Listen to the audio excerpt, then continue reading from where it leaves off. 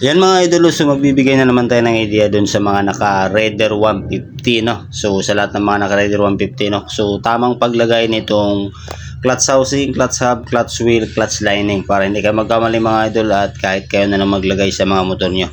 Okay, so kunting idea lang naman ito mga idol para makatulong tayo. Right?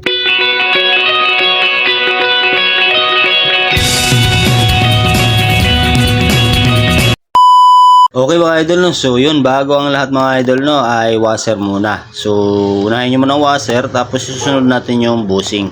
Ayan, bushing. So basic tips lang ito mga idol para kahit paano may idea kayo. Ayan, tapos ilagay nyo yung clutch housing. Kunting ikot-ikot lang mga idol, papasok din yan. Huwag nyo lang persahin. Okay. Tapos syempre mga idol, bago nyo ilagay yung clutch hub nya, mayroon pa yung isang washer. Baka makalimutan nyo, no? So walang clutch yung motor nyo pag ganyan. Tapos ilagay nyo na yung pinaka clutch hub nya.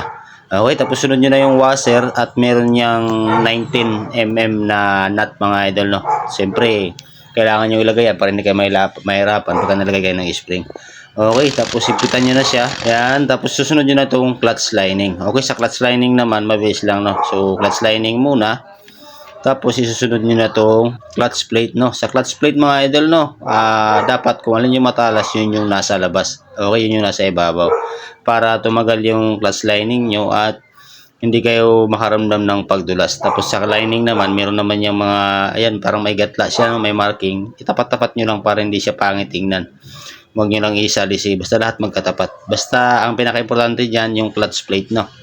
Kailangan kung alin yung matalas, yun yung sa ibabaw para sigurado na tatagal ang lining natin. Okay, so ganyan po yung pinaka basic or pinaka standard na paglagay ng mga clutch plate. Right? Tapos plate na naman.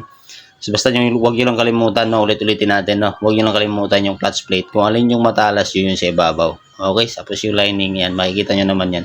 Sa mga Raider 150, meron talagang mga ganyan na palatandaan, marking yan. Okay, basta tapat nyo lang yan para hindi siya salisi tingnan, no, at maganda tingnan pagkatapos nyo gawin. Okay, tapos yun, nalagay na natin yung lining. Siyempre, susunod na natin yung kanyang clutch wheel. So sa clutch wheel niya, yan may bilog. Meron din yung bilog doon sa kanyang clutch hub. So pagtapatin nyo lang mga idol, no, kasi yan po yung pinaka-marking niya para mabilis yung maipasok yung clutch wheel.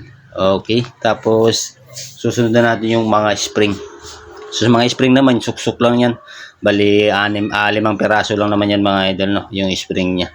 Basta pagka gumawa kayo ng mga ganito mga idol, basic lang kung ano yung paano nyo kinalas, ganun din pagbalik. So step by step dapat. Okay, tapos lagay na natin yung tornilyo niya na 8mm. Yan, bali 5 tornilyo din yan. So meron pong washer yung mga tornilyo niyan mga idol, no. Ayan, tapos ipitan na natin siya mga idol. Okay. So, ganun lang naman mga idol, no? Basta step by step nyo lang siyang gagawin. Wag nyo lang madaliin para makuha nyo kaagad at hindi kayo magkamali. Okay, so yun lang. Maraming salamat. Sana nakabigay na naman tayo ng idea dun sa iba.